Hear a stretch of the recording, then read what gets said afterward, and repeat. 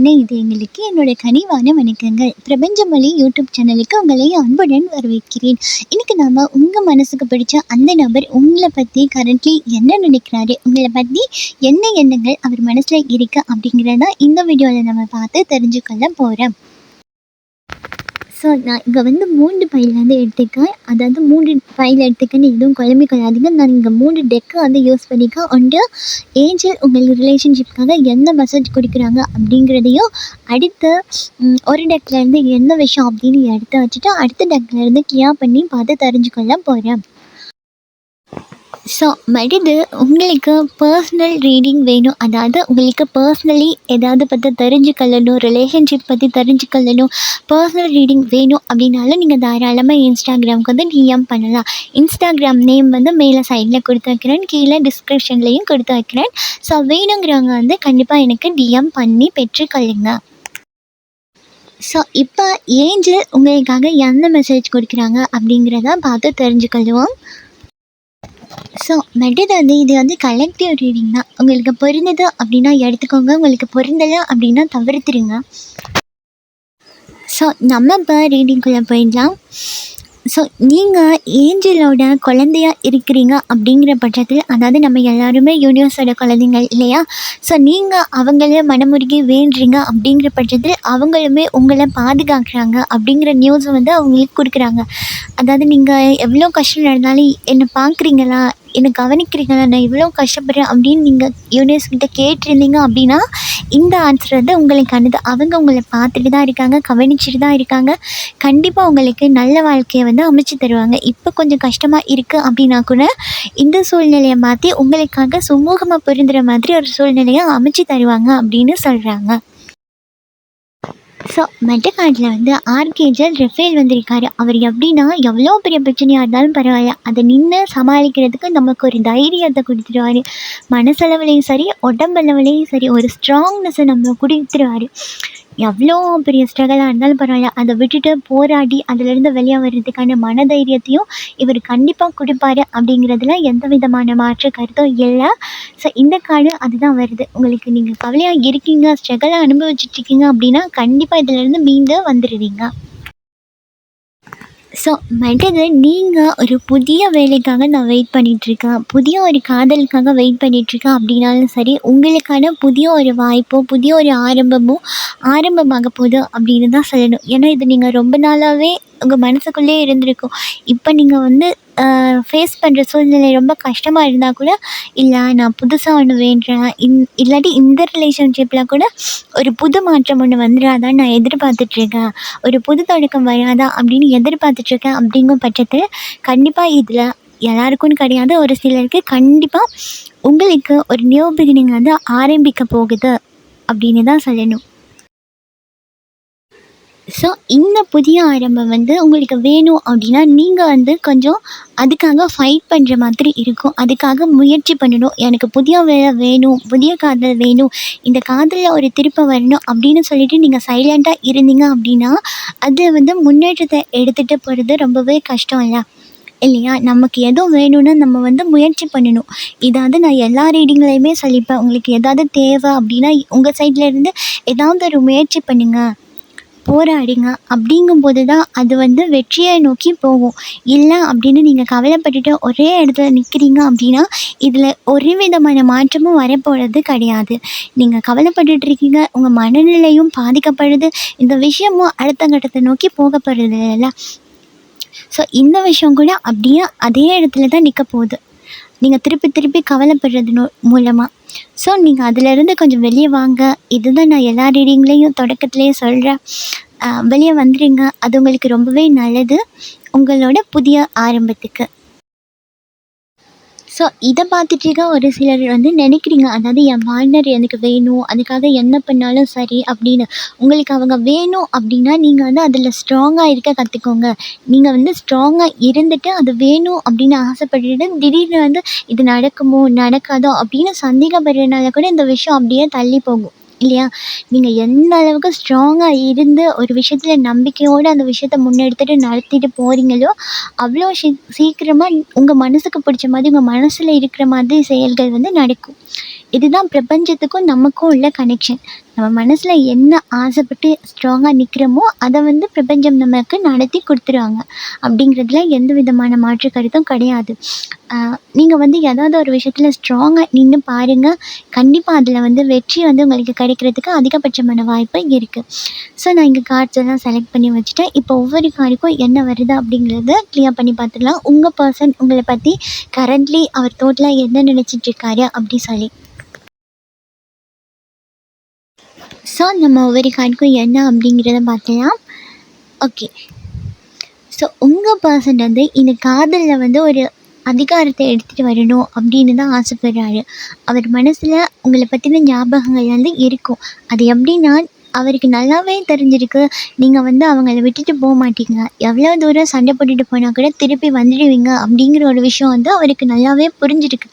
அதனால கூட உங்களை பெருசாக கணக்கெடுக்காமல், அந்த சைட்லேருந்து எந்த நியூஸும் குடிக்காமல் அப்படியே ரொம்ப அமைதியாக இருக்காங்க. ஏன்னா அவங்களுக்கு தெரியும், எவ்வளோ தான் அந்த சைட்லேருந்து கஷ்டம் கொடுத்தாலும் நீங்கள் மூவ் ஆன் ஆகி போக மாட்டீங்க அப்படிங்கிறது.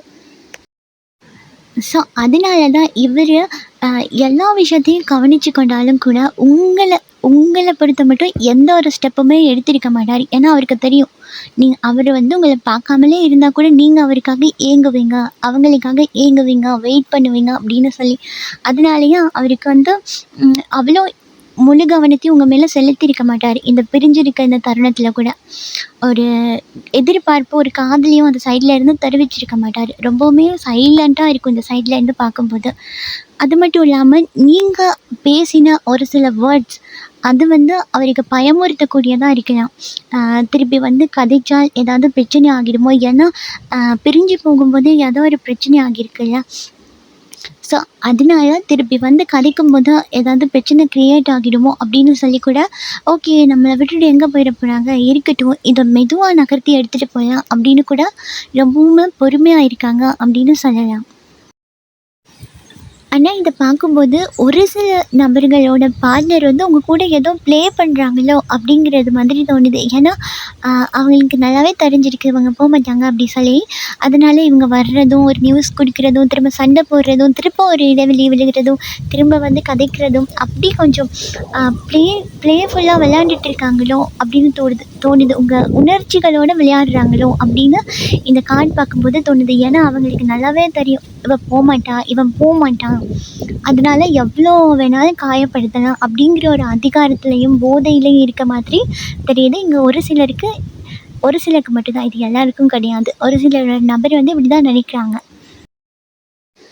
ஸோ இவங்க என்னதான் உங்களை கஷ்டப்படுத்தியிருந்தாலும் கூட, ஆனால் இவங்க உங்ககிட்ட வந்து கதைச்சிட்டாங்க அப்படின்னா, அது வந்து ஒரு தாய்க்கு நிகரான ஒரு பாசத்தை வந்து கொடுக்கக்கூடிய நபராக இருப்பாங்க. ஓகேயா? ஏன்னா இவங்க அப்படி தான். ஏதோ ஒரு விஷயத்தில் நீங்கள் அவங்க சொல்கிறத கேட்குறீங்கல்ல, இல்லை அவங்க இணக்கப்படி இருக்கிறீங்கல்ல அப்படிங்கிறதுக்காக கூட இந்த பிரிவு வந்து விழுந்திருக்கலாம். ஆனால் இவங்க கேர் பண்ண தோங்கிட்டாங்க அப்படின்னா, ஒரு தாய் அன்புக்கு நிகராக உங்களை கேர் பண்ணி பார்த்துக்கக்கூடிய நபராக இருப்பாங்க. ஸோ நீங்கள் 2 பேரும் பேசி பழகியிருந்தா அந்த விஷயம்லாம் கூட இவங்க மனசில் வந்து இன்னும் அப்படியே இருக்குது. ஏன்னா நீங்கள் பார்த்துருப்பீங்க, ஒரு தாயை போல் அன்பு கொடுத்துருப்பீங்க இல்லையா? ஸோ அப்படி கவனிச்சிட்டு இருந்தது இப்போ அவங்களுக்கு வந்து மனசில் வந்து இருக்குது. அதெல்லாம் ஞாபகப்படுத்துகிறாங்க. ஸோ இது புதிய தொடக்கம் பண்ணி தொடங்கலாம் அப்படின்னு கூட யோசிக்கிறாங்க தான். ஸோ இவங்க மனசில் இந்த காதல் அப்படி அளவுக்கு மீறி இருந்தால் கூட, ஆனால் அவங்க விட்டுட்டு மூவ் ஆன் ஆகி போயிட்டாங்கல்ல, ஏன்னா இதுக்கு காரணம் நீங்களாம் கூட இருக்கலாம். ஸோ அதனால ஒரு சில பேருக்கு வந்து அவங்களோட ஈகோவை விட்டுட்டு வந்து கதைக்கிறதுக்கு முடியலை. அதுதான் இங்கே பெரிய பிரச்சனையாக இருக்குது. அது மட்டும் இல்லாமல் அவங்கள சுற்றி இருக்க நபர் கூட அவங்கள அவ்வளோ ஈஸியாக உங்ககிட்ட அனுப்புவாங்களா அப்படின்னு கேட்டால் நோ, கிடையாது.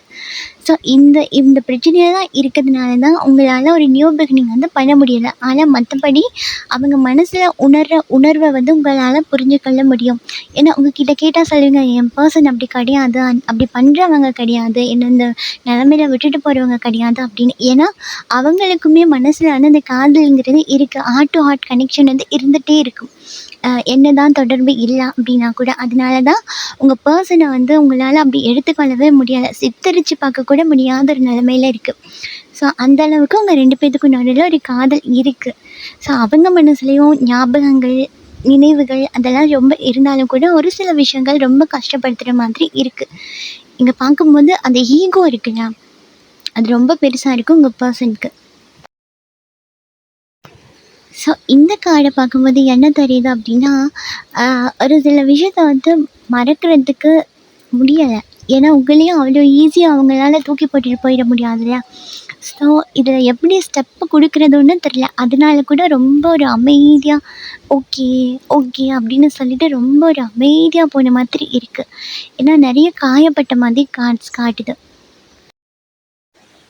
இது ஏன்னா உங்கள் மனசில் கூட இருக்கும், போய் கதைக்கலாம் அப்படின்னா கூட நீங்கள் நினைப்பீங்க, இல்லை நான் போய் கதைக்க முடியாது, அவங்களாவே என்கிட்ட வந்து கதைக்கணும் அப்படின்னு நீங்கள் நினைக்கிறதுக்கான வாய்ப்பு ரொம்ப அதிகமாகவே இருக்குது. அதே போல் தான் உங்கள் பர்சனும் நினைக்கிறாங்க, நான் போய் கதைக்க மாட்டேன், அவங்களே வந்து கதைக்கணும், அவங்களே ஸ்டெப் எடுத்து வைக்கணும் அப்படின்னு சொல்லி. ஏன்னா இவங்களுக்கு உங்கள் பர்சனுக்கு உங்களை வந்து அப்படியே முழுசாலாம் தூக்கி போட்டுற முடியாது. இதே நிலைமை உங்களுக்கும் இருக்கக்கூடும். ஏன்டா காசு விஷயத்துலேயும் சரி, மனசளவுலேயும் சரி, நீங்கள் இருக்கும்போது ஒரு பேலன்ஸை கொடுத்துருப்பீங்க, ஒரு தன்னம்பிக்கையை கொடுத்துருப்பீங்க. அவங்க வந்து நிறைய எமோஷ்னலாக நிறைய கொஞ்சம் வீக்காக இருக்க மாதிரி இருக்குது. ஸோ அப்படி இருக்கவங்களுக்கு வந்து நீங்கள் வந்து ஒரு பக்கபலமாக இருந்திருப்பீங்க. உன்னால் முடியும், இப்படி பண்ணு அப்படின்னு ஐடியா கொடுத்து கைடன்ஸ் கொடுக்குற லெவலில் இருந்திருப்பீங்கள்ல. ஸோ அது வந்து அவங்களுக்கு ரொம்ப பெரிய ஒரு பக்கபலமாக இருந்திருக்கும். ஸோ திடீர்னு உங்களுக்குள்ளே இப்படி ஒரு பிரச்சனை வந்த உடனே அந்த சைடும் ஸ்டெப் எடுக்க முடியலை அப்படிங்கும்போது இவங்களால் அதை வந்து ஏற்றுக்கொள்ள முடியலை. ஏன்னா ரொம்பவே கஷ்டமாக இருக்குது, பேலன்ஸ் இல்லாமல் இருக்காங்க. இப்போ அந்த இடத்துல அவங்களுக்கு உதவி செய்கிறதுக்கு யாரும் கிடையாது. மனசளவுலேயும் சரி, காசு பணம் கொடுத்தும் சரி, உதவி பண்ணுறதுக்கு யாரும் இருக்க மாதிரி தெரில. அதனாலேயே இப்போ ஒரு பிரச்சனையை ஃபேஸ் பண்ணிகிட்ருக்காங்க அப்படின்னு கார்ட்ஸில் வந்திருக்கு. ஸோ உங்கள் பர்சன் வந்து உங்ககிட்ட வந்து பேசலாம் அப்படிங்கிறதுக்காக நிறைய பிளான்லாம் மேக் பண்ணியிருக்கிறதுக்கான வாய்ப்பு இருக்குது. ஸோ அப்படியே இருந்தால் கூட, இல்லை இந்த நேரத்தில் இந்த பொழுதில் உங்ககிட்ட வந்து கதைச்சா நீங்கள் வந்து தப்பாக எடுத்துக்கொள்ளுவீங்க. ஏன்னா உங்களுக்கு நிறைய கோவம் வரக்கூடிய நபராக இருப்பீங்க. ஸோ அதனால் இந்த நேரம் போய் கதைச்சா இது காசுக்காகவோ இல்லை வேறு தேவைக்காகவோ போய் கதைக்கிற மாதிரி இருந்துடும் அப்படின்னு சொல்லி கூட செய்ய முடியாத ஒரு இதனால கூட ரொம்பவுமே தன்னை பற்றி வெளிக்காட்டிக்க கூடாது அப்படின்னு ரொம்ப தூரமாக போயிடணும் அப்படின்னு எதிர்பார்த்துட்ருக்காங்க. ஏன்னா அவங்களுக்கு நீங்கள் வேணும். அதே தான் இந்த கார்ட்லேயே வந்திருக்கு. அவங்களுக்கு நீங்கள் வேணும், நீங்கள் இருந்தால் மட்டும்தான் ஒரு செலிப்ரேஷன் வந்து அவங்களால அவங்க வாழ்க்கையில் வந்து எடுத்துகிட்டு வர முடியும். ஸோ நீங்கள் இல்லைங்கிற பட்சத்தில் அவங்க சந்தோஷமாக இருக்காங்க அப்படின்லாம் கிடையாது. அவங்களுக்குமே நிறைய பெயின் இருக்குது, நிறைய வருத்தம் இருக்குது, நிறைய பேர் அவங்கள ஏமாற்றிருக்காங்க, மோசடி பண்ணியிருக்காங்க. ஸோ இந்த மாதிரி சந்தர்ப்பத்தில் துணைக்கு கூட இந்த இடத்துல நீங்கள் இருந்திருந்தால் நல்லா இருந்திருக்கும் அப்படின்னு நினைக்கிறதுக்கும் ஒரு ஆறுதல் சிலையும் இந்த இடத்துல யாரும் இல்லை அப்படிங்கிற பட்சத்தில் ரொம்ப கஷ்டப்படுறாங்க. நைட்டில் வந்து உங்களுக்கு அவங்க தாட்ஸ் நிறையா வர்றதுக்கான காரணம் இதுதான். ஏன்னா அவங்க உங்களை அதிகமாக நினைக்கிறாங்க அப்படிங்கும்போது தான் அவங்கள பற்றின ஞாபகங்கள் வந்து உங்களுக்கு ரொம்ப அதிகமாக வருது. ஸோ உங்கள் ரிலேஷன்ஷிப்பில் வந்து இதில் ஒரு செலிப்ரேஷனோ ஸ்டெப்போ எடுத்து வைக்கணுன்னா, அப்படி அவங்க ஈகோவை விட்டுட்டு வரணும் அப்படின்னா கூட இங்கே நடுவில் வந்து ஒரு தேர்ட் பார்ட்டி இருக்க மாதிரி இருக்குது.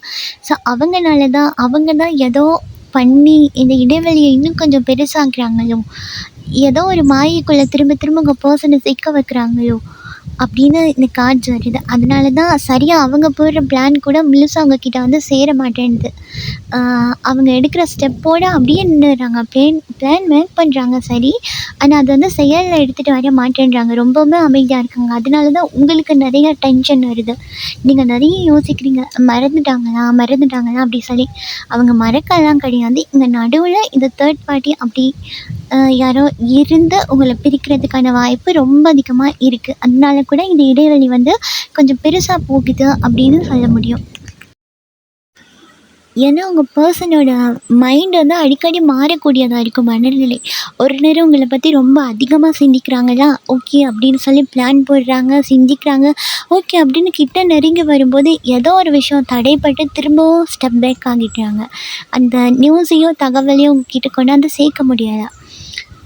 ஸோ நீங்கள் வந்து யூனிவர்ஸை நம்புங்க. கண்டிப்பாக இந்த பிரச்சனையிலேருந்து உங்களுக்கு விடுதலை வந்து அவங்க வாங்கி தருவாங்க. என்ன தான் தேர்ட் பார்ட்டியை பிரச்சனை பண்ணுறாங்க அப்படின்னா கூட நீங்கள் உங்கள் காதலை நம்புங்க. யூனிவர்ஸ் மேலே வந்து நம்பிக்கை வைங்க. கண்டிப்பாக உங்கள் காதல் வந்து சேர்கிறதுக்கான இந்த தடைகள்லாம் நீங்கிறதுக்கான அதிகமான வாய்ப்பு இருக்குது. ஸோ இதுதான் இன்றைக்கி உங்களுக்கான ரீடிங். ஸோ இந்த ரீடிங்கில் நீங்கள் மேலதிகமான தகவல்களை பெற்றுக்கொண்டிருப்பீங்க அப்படின்னு நினைக்கிறேன். இது உங்களுக்கு பிடிச்சிருக்கு அப்படின்னா லைக் பண்ணுங்கள், ஷேர் பண்ணுங்கள். நீங்கள் பண்ணுற ஒவ்வொரு லைக்கும் எனக்கு நெக்ஸ்ட் வீடியோ பண்ணுறதுக்கு ஒரு மோட்டிவேஷனாக இருக்கும். நீங்கள் நம்ம சேனலை சப்ஸ்கிரைப் பண்ணி இல்லை அப்படின்னா பண்ணி வச்சுக்கோங்க.